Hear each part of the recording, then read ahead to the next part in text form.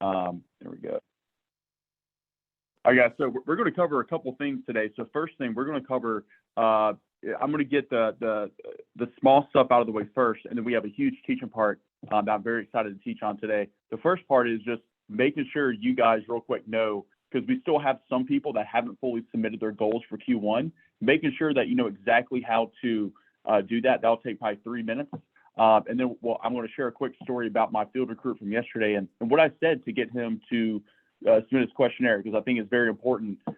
We're about to be hanging out with our entire family, our entire friend group over the next few days. And we want to make sure that we know what to say when we get in front of a sharp prospect. And then we'll be talking about how to set up small to medium-sized enrollments.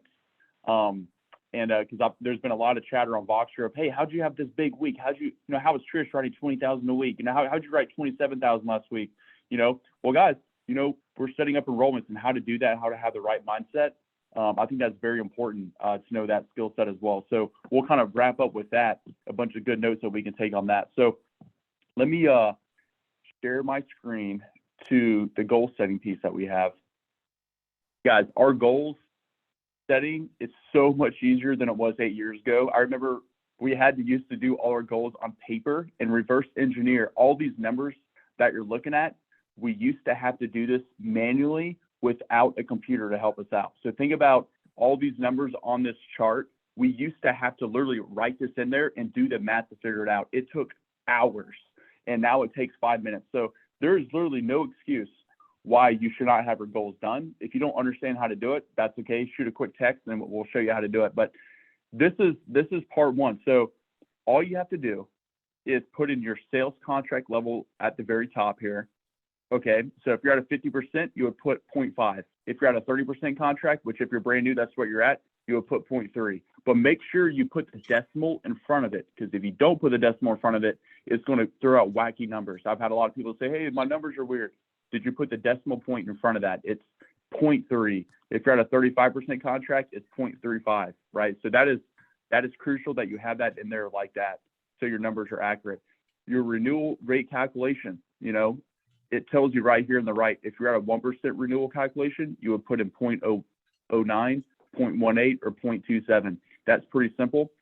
I'm just using a 50% contract because we have a lot of agents who have worked their butt off to get to that point. Some people are still at a 40% contract or 35 or 30 for the brand new agents, but everybody's obviously at a different rate. Let's say your transaction size is at 1,000. I put 1,004. That was kind of the average for our agency, was right at 1,000. So you put in your transaction size on there, which you can find that on your legacy stat site. If you're brand spanking new, just use 1,000. Just use 1,000 is fine. Your closing percentage, for most of our leaders, it's above 25%. But whatever your closing percentage is, you can find that on the legacy stat site, and make sure you put in 0.25%. So don't put 25 in here. That'll throw everything off. Put in 0.25% if your closing percentage is 20. If your closing percentage is, if you're brand new, use 17%, because that's the average for a brand new agent company-wide, is about 1 out of 6 people they close. So if you're in your first week, just use that as a good number to start off with. And hours per demo, if you're brand new, use 1.5. Our top agents have about a 1.1 to 1.2 to 1.3 hour to demo. That means that they get a demo every hour to 15 to 20 minutes. But make sure that you put these numbers in very accurately, because the rest will be done. So let's say this week at Christmas you want to make $1,200. You just put that in there, $1,200 deposit to your checking account. It will show you all the activities that you need to do that. So you need to work 45 hours, 23 demos this week, protect 4 families. You'll sell $4,000 in premium, and you get $1,200 deposited into your checking account that week. Not including residuals. Obviously, there's residuals on the back end side of that. What you do, once you get this chart filled out, you put these numbers, you take these hours, you should take a screenshot on your phone of these hours, these demos that you need, and premium, and you go to the tab right beside it. And then just type those numbers into this tab. Okay, type those numbers into this tab. And then you can also put in your, and guys, as the weeks go on, so on Tuesday of next week, when the report comes out, put what you actually did for this week where it says follow through, put the hours that you actually worked this week, put the demos that you actually did, the premium that you actually sold in AP, how many career spotlights you sent out, and how many interviews you did. If you did interviews, most of you guys probably aren't doing interviews unless you're a market director or higher. But for Todd and Brad, they're definitely doing a lot of interviews in addition to selling. So making sure that you're just putting those activities in on a weekly basis. So yeah, guys, that's just real quick. We're going to transition to the next part. I just want to make sure, because we've had a lot of people ask questions about that. We got a bunch of field recruits in. We got, I think, 3 or 4 questionnaires in just yesterday from field recruits. Okay, I know that we heard from Mindy and Avery yesterday, guys. So I'm going to give you guys the story, what I did to get a field recruit yesterday to submit a questionnaire. It was so simple, guys. It was so simple. I sat down with the guy who was a referral. It was one of my customers from last week. It was his son. And this was a sharp guy. I met him at Dunkin' Donuts because he lives up in University area in Charlotte. And I was like, hey, I'll come to you. Our Charlotte's probably 20 minutes away, but I'll come meet you real close to your house at Dunkin' Donuts. So we set up a meeting spot. He was a very sharp guy. And I was like, man, you are definitely, you played football in college. You're sharp. He worked at a huge accounting firm in downtown Dallas. And he just moved back to Charlotte 2 months ago, just had a son. And I was like, dude, like, do you see yourself working at an accounting firm the rest of your life? And he was like, nope. He was like, the people that I work with are very dry and they're not very social. And I was like, dude, like you have an awesome smile. Like, you should get into sales. Have you ever thought about it? I stroked his ego. I built him up. I was like, I think that you would crush it if you got into sales. And he was like, yeah, I've thought about that. He was like, I'm very competitive. I was starting running back at Western Carolina, and I've been working in an office in a cubicle since then. It kind of sucks. And I was like, man, I don't know if this would be a good fit for you or not. I gave him a buying atmosphere. I don't know if doing what we do would work for you, but we are hiring and we have the fastest growing agency on the East Coast right now. I think that you would crush it. Would you be open to hearing more about what I do? And he was like, hell yeah, definitely. So boom, I actually got my phone out. I got the career spotlight pulled out on my phone, and I kind of showed him like the first 30 seconds of the video and say, hey, this is a 43-minute video. And then see this application questionnaire, fill this out when you get done watching it. I'm going to text you this right now. Can you do it sometime today? And he's like, yeah, I'll do it tonight. So he signed up for coverage with us. We got a picture taken together, and then I field recruited him. And he gave me a referral to his girlfriend. So I'll be calling her right after Christmas to get her protected too. So guys, it was super simple, and he filled out probably one of the best questionnaires. Like his responses were like a paragraph long each, and very sharp guy. So that was just a great story, guys. People everywhere, they could be customers, they could be personal recruits. Get your career spotlight on your phone already saved, so you can show the video to one of your friends or family over Christmas. Like, hey, check this out for 2 minutes, and I want you to watch the rest of it and fill out the questionnaire, because I think that you'll crush it here. This may not be a good fit for you, Uncle Bob, but would you be open to hearing more about what I do? He's gonna be like, yeah, totally. Boom, field recruit right there. And guys, we will make things happen. So if you want to quadruple your income next year, just get in the habit of doing that on a daily basis. So boom, there we go. Now we have one other part, guys. This is something that you guys want to take notes on, because on Voxer, everybody's talking about setting up enrollments. What is the secret sauce to these big weeks? What are people doing to have, writing 25,000 a week, whatever it is, right? So I put on Voxer this morning the Elevators podcast that we all have access to that Dylan Buck started. And Amber Lee Kessler, who just got promoted to market director, she's only been here for, a year and a half. She talked on setting up enrollments. It was the best audio I've ever heard on setting up enrollments in my 8-year career here. And if you listen to it, you need to literally write down every word that she says, because it is gold. And it's pretty much the exact same thing that a lot of us have been doing. I'm sure Trish does the exact same thing. What she says is exactly what I've kind of been doing, but it's so simplified and it's so easy, and just the principles behind it is phenomenal. So make sure you invest time in your business, listen to the audio, and write down what she says, like word for word, because it is imperative. If you want to be really good and be able to have these huge weeks, it is imperative that you learn the skill set. So let's just talk about, some notes and just overall setting up enrollments for the last 10 minutes. So get a piece of paper out, guys. This is going to be a pretty juicy part here.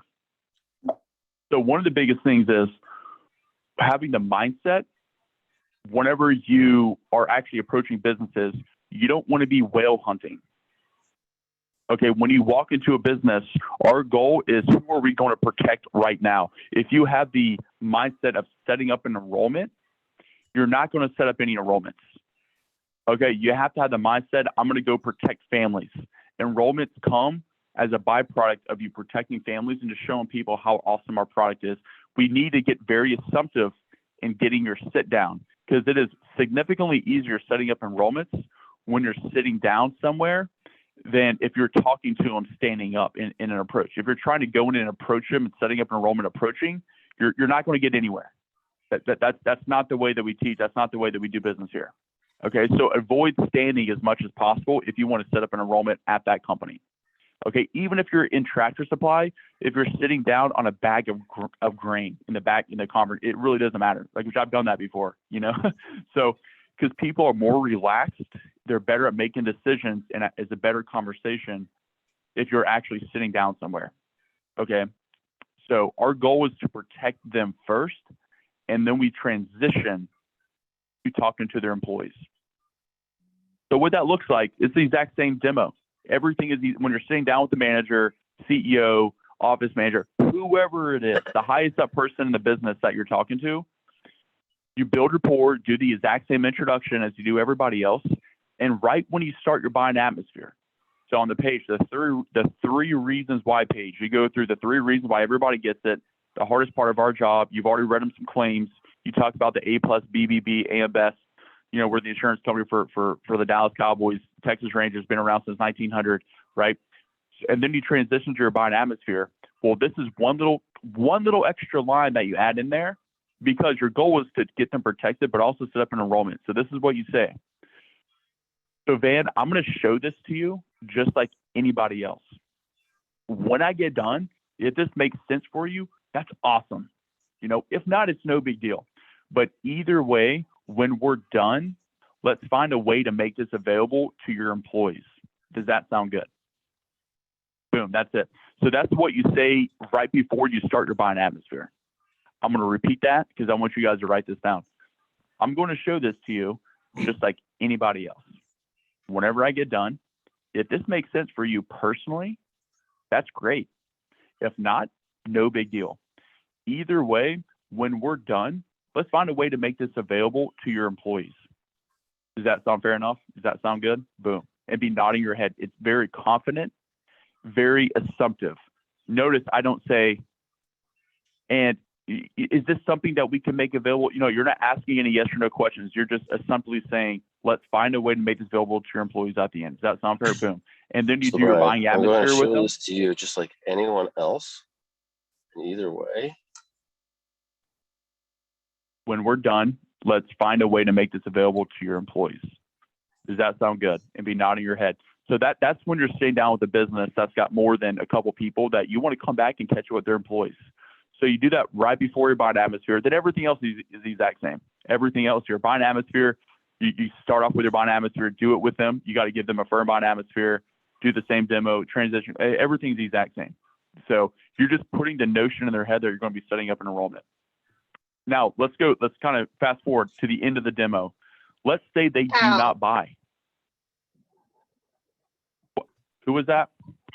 It's me, Brandy. One thing, because I've listened to this one a couple of times, one thing that was a key takeaway that Amber said is we're not trying to really hard rebuttal the manager, because we don't want them to feel like their employees are going to be like pressured. So, I mean, I just think that's because when I set up a furniture store for the beginning of January, you know, before I even got done, she was like, hey, can we make this available for the employees? And I was like, yes. So one thing that I really just think is, you know, just make sure that, and you can correct me if I'm wrong on this, but we want to rebuttal them, yes, but we don't want to like rebuttal them like 1,000 times, because they don't want, Correct. We don't want to make them feel that their employees would be felt the same way. Correct. You're right, Brandon. And I was really about to talk on that because, like, when you get done to the end of the demo, if they don't buy, and if they're the manager, CEO of a company that's got 10 plus employees, I'm not going to hardcore rebuttal them. I'm not going to rebuttal them pretty much at all. I stroke their ego, more or less. But so we're going to go through those situations. Let's say they do not buy at the end of the demo. We don't do any aggressive rebuttals at all. We stroke their ego. Oh, no big deal, Van. It's all good, man. No big deal. Most of my managers and owners, they're all set. Write this down, guys. No big deal, Van. It's all good, man. Like, it's most of my managers and owners, they're all set. You could probably never work again for the next 3 years and be good, right? Yeah.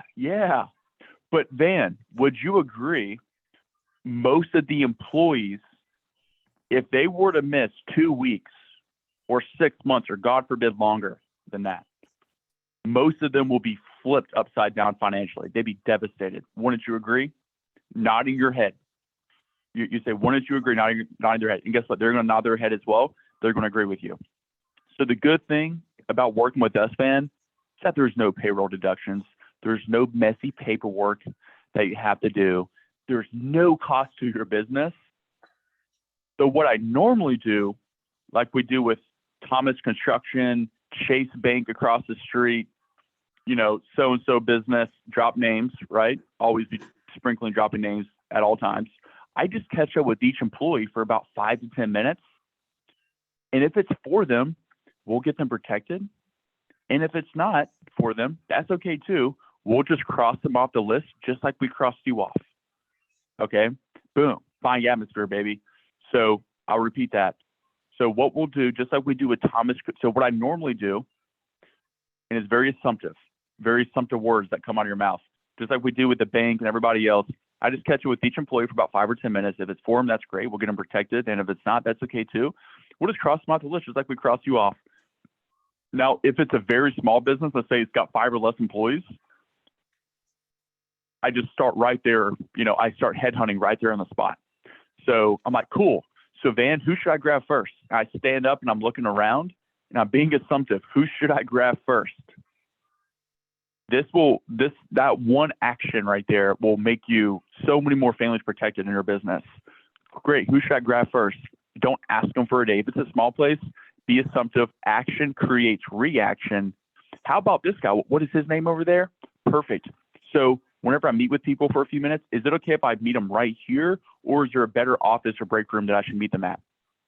So figure out where you're going to be bringing people back to, and then be like, all right, cool. I'm going to meet with Troy. What about the lady up at the very front? She was really nice. Lady with blonde hair. What is her name? Perfect. And is there anybody else who works here? Just write down the names. If it's a small business, just write down the names and go headhunt. Like, all right, I'm going to see Troy first, then I'm going to go see Amber, and then I'm going to go see Arnold in the back at the very end. Okay, it'll just take a few minutes for each person. Then boom, you just start doing the enrollment. It's setting up the enrollment on the spot. If you're in a small business, that's what we do.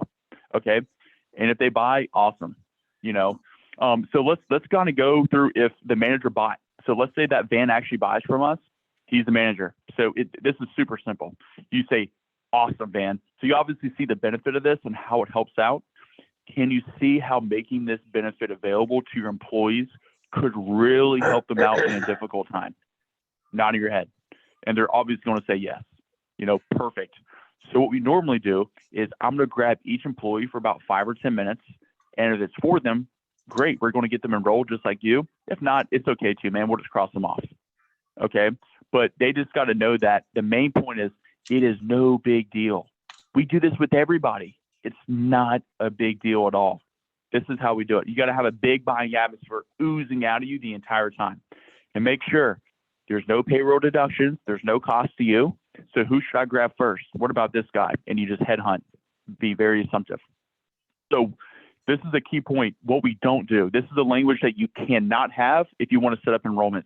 I see new agents do this all the time, even experienced agents sometimes. I'm like, why are you saying that? Do not say this. This is a huge red flag. Okay.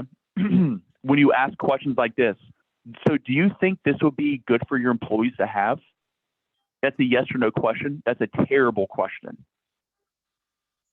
Or maybe we'll pick a day to come in when you're trying to set up the enrollment, and instead of saying, so what I normally do with Thomas Construction and so, instead of having that language, you're saying, so sometimes we'll pick a day, what day would you think would be a good day for us to come in?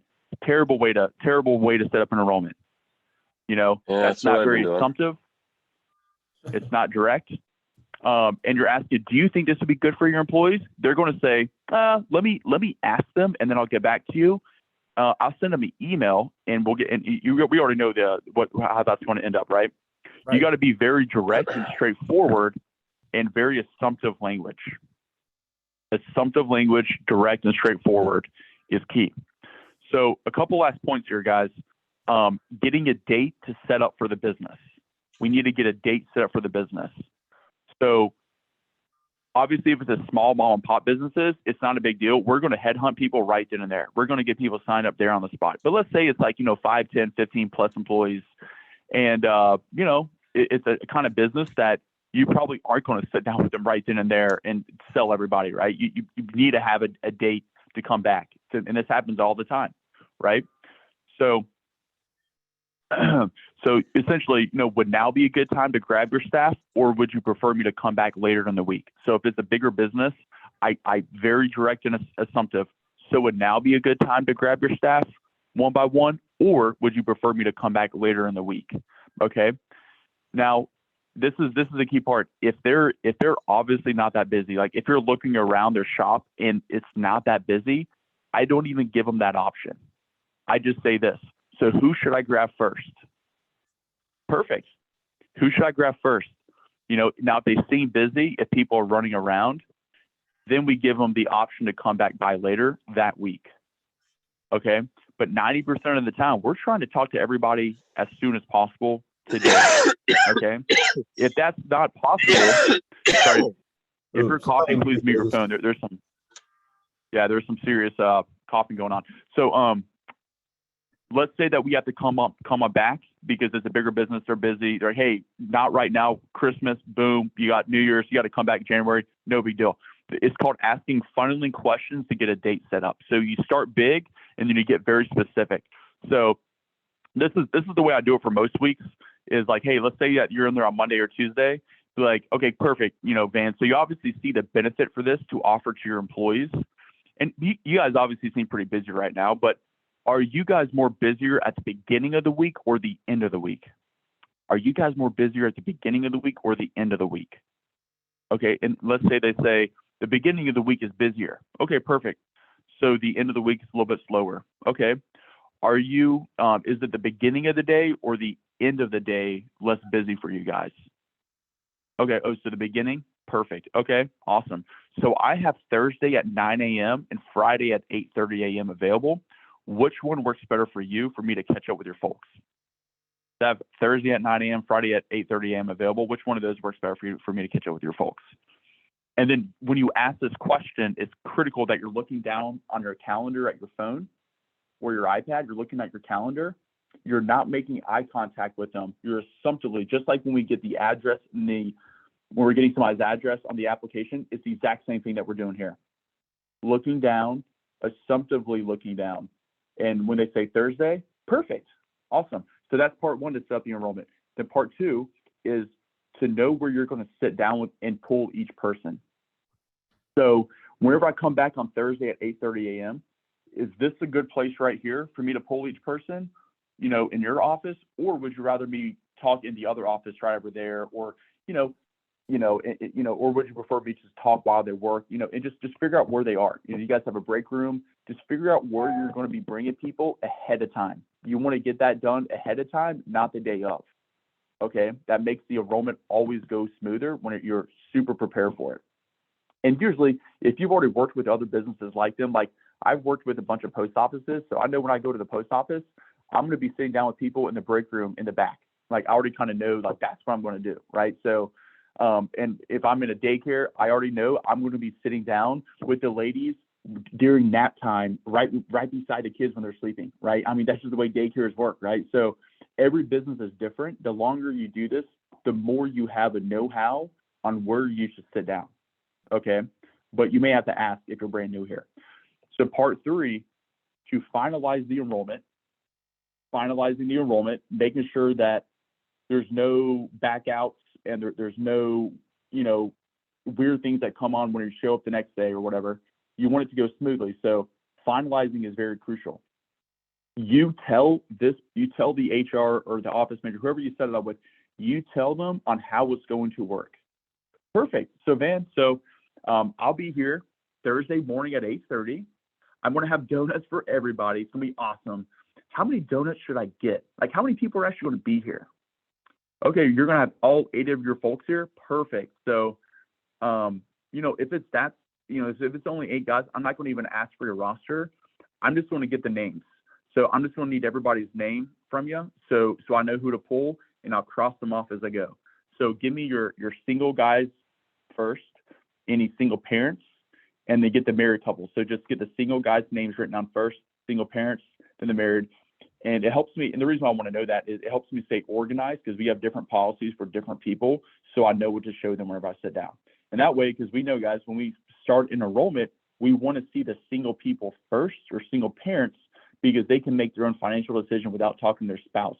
So once we get a few of them people enrolled, we have the momentum, and it's easier to sell the folks and protect the families who have spouses, because if everybody else is getting it, they're going to get it as well, right? They're not going to give you the spousal objection. But if you sit down with the married couple, the very first person, and they give you the spousal objection, and all their employees know that they didn't buy and they procrastinated, everybody else is going to procrastinate too. So sit down with the single people, single parents first, and then go to the families after that. And then that's just another tip. And then tell Van, like, hey, so Van, I'm going to pull them one by one. And some of the guys, it's going to be a 5-minute conversation. They're going to know pretty quickly if it's for them or not. And some of the guys will have more questions, and it may take 15 to 20 minutes, but it's all going to depend on them and how many questions they have. Okay. So that's pretty much how you set up the enrollment.